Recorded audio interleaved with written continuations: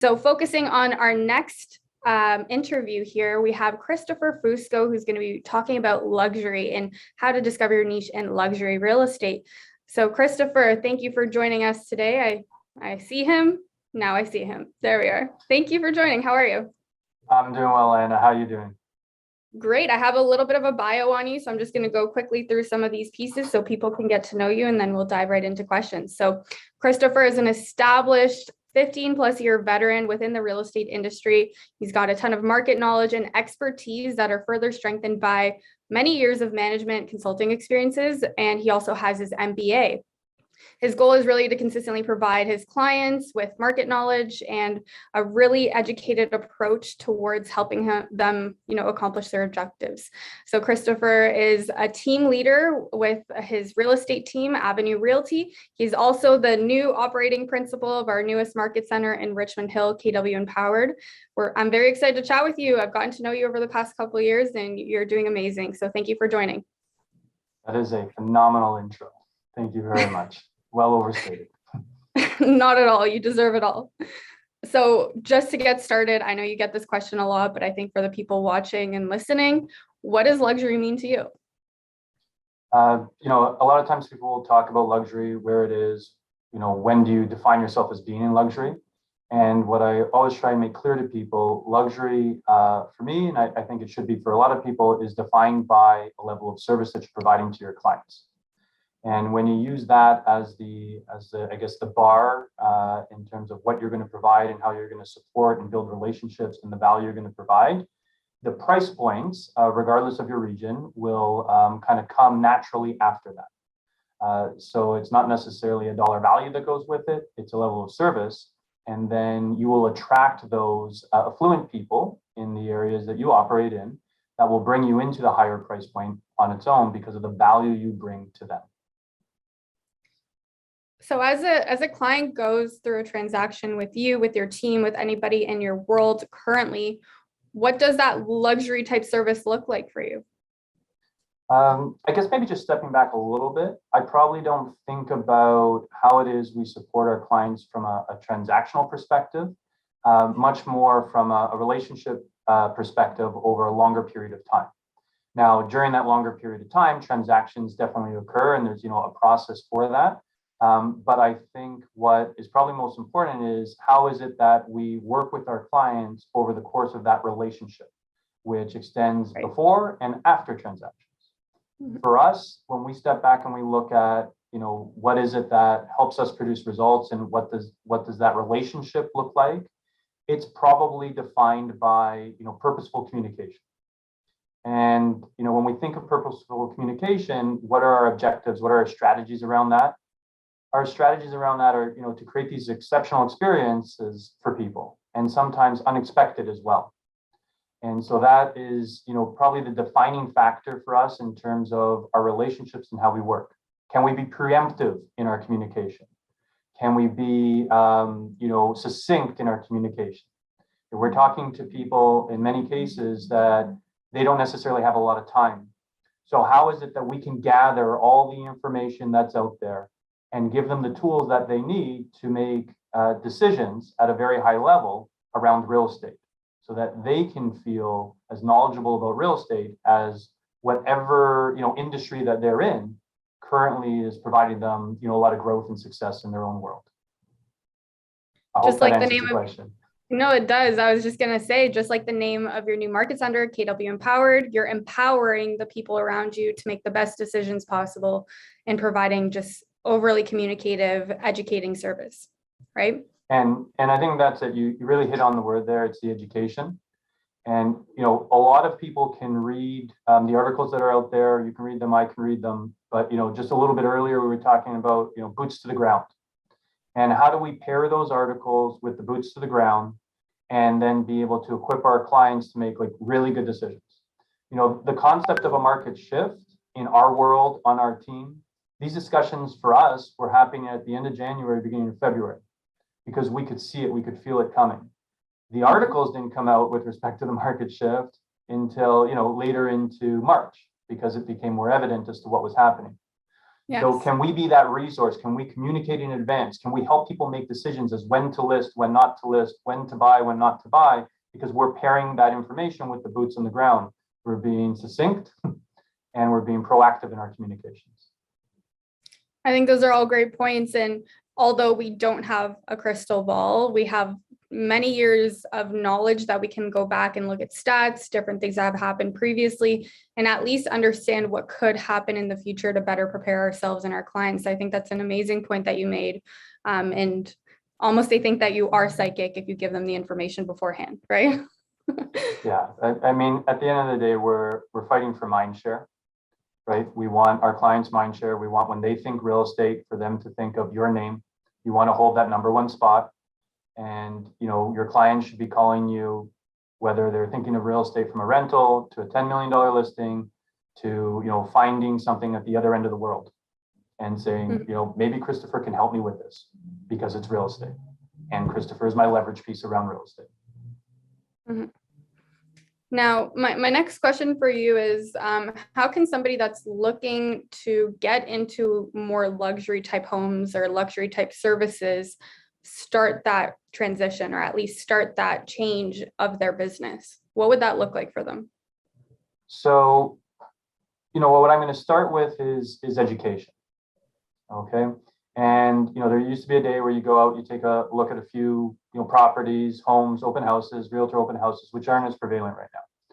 But I would say be very purposeful about your education.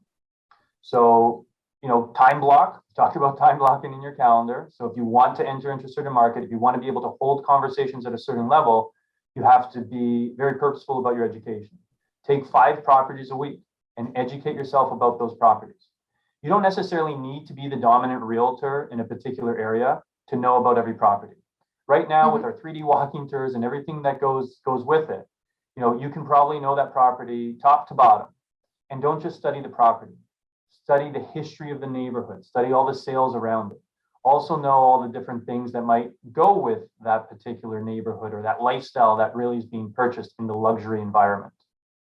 Because you never know when you're going to end up in a conversation, and your ability to sort of differentiate yourself, whether you're a listing realtor, buyer realtor, or just aware of the market, they're going to have clients who feel comfort in your ability to advise them and know that you know your stuff. You know about all the homes, you know about the recent sales. So be very purposeful about educating yourself on 5 properties a week. I'd say then beyond that, in terms of going forward and how do you actually start to break in, there's a lot of different options out there. There's realtors who run huge luxury teams and they door knock. It's not necessarily an approach that we've taken, but one of our, I guess, not competitors, but coworkers who's from a different brand, I know that what they do is they door knock. Our clients send us their flyers that they send. There's all sorts of different ways that you can do it. I think putting yourselves in spots where you can have conversations, build relationships, and show the value that you bring to those conversations are the opportunities you're looking for. So that could be putting yourself in a social setting that allows you to have those conversations. That could be hosting events. It could be just servicing at such a high level that when someone wants to refer you, even though you just handled their lease, you never know who knows someone else, and they could be referring you up into a price category that is completely different than the one that you provided the service in. There's realtors out there who will do consistent events, and I think that's what's important, is the consistency of whatever it is you want to do to enter into the market and being able to show your value when you enter into conversations with people. Amazing. Thank you for sharing that. I think those are all really great points, and I'm taking lots of notes because I'm going to wrap it up at the end and mention some of the things that you talked about so far. Now, what kind of opportunities are there worldwide in being a luxury agent? Can you talk to me about that, please? Well, I mean, if we just think about the concept of globalization and how funds are now moving all over the place, we know that a lot of funds can flow into Canada, especially.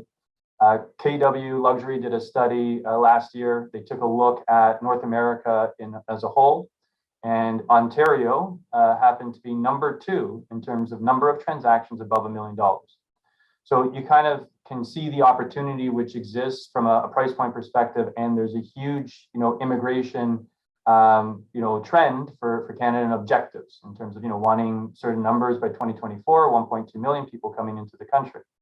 So I guess the question that I would say from an opportunity perspective is, what can you do to put yourself in a position where when someone's thinking of Canada, someone's thinking of your area, someone's thinking of Toronto, someone's thinking of the GTA, you've got your hand up that they know about you as the person to be referring the business into.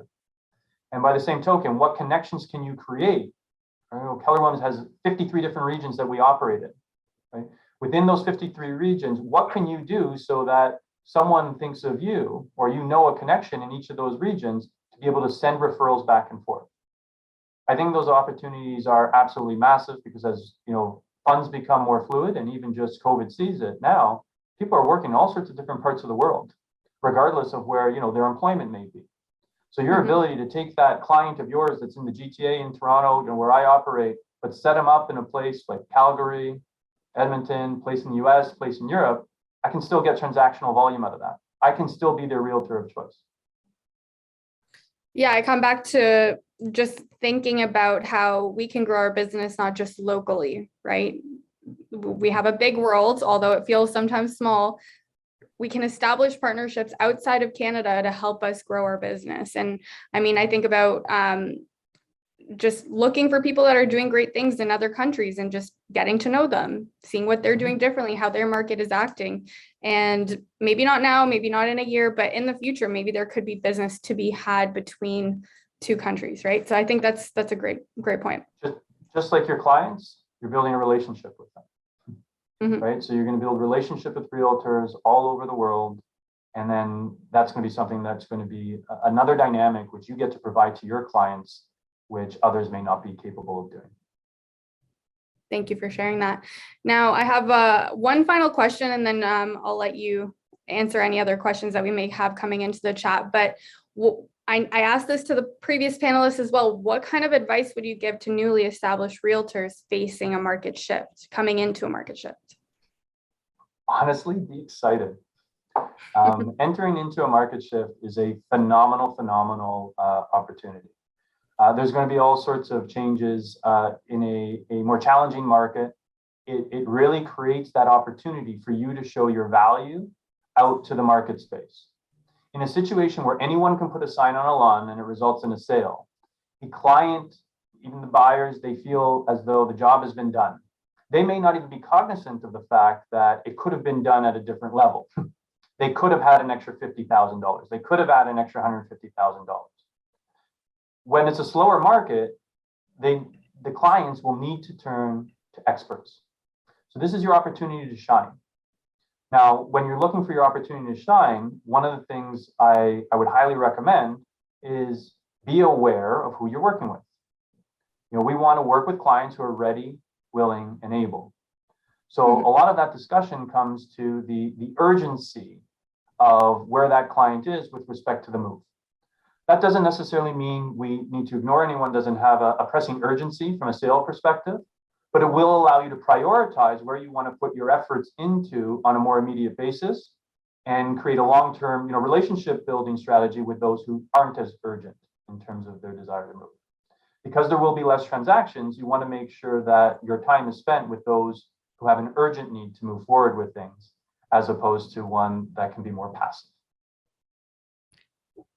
Speaking on that just really quickly, but how can we make sure that we're finding and putting ourselves into those conversations with people that are ready and willing and able to purchase, buy, invest in real estate?